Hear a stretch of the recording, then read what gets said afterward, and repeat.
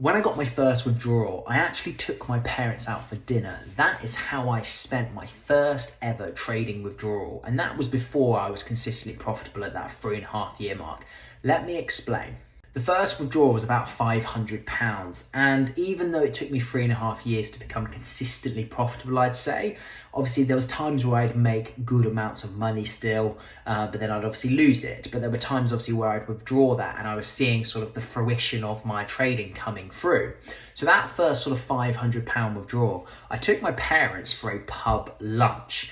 And there was a few reasons for this, because A, I wanted them to see actually that this can work, it can pay. Trading is a real thing and it's not gambling and it's not this negative connotation that people think it is, as long as you're doing it properly and seriously.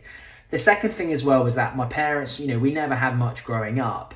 And so it's nice to be able to do little things like this just to give back, I guess. Although it's just a pub lunch, it's sometimes that thought that counts, and it's just little things like that that I can do. And the third thing really was to just actually put it into a physical context where I could say, look, me grabbing the bill, I know it sounds daft now, but me grabbing the bill, that's on me. I've done that, and that's come from trading. That's come from listening to my rules. That's come from being disciplined. I'm smiling about it now, but it's such a lovely feeling to be able to do, because you think, God, if I actually listen to my rules, I stay disciplined, what could that payout then look like, that withdrawal look like from the broker? There's no ceiling on this. So that was how I spent my first withdrawal.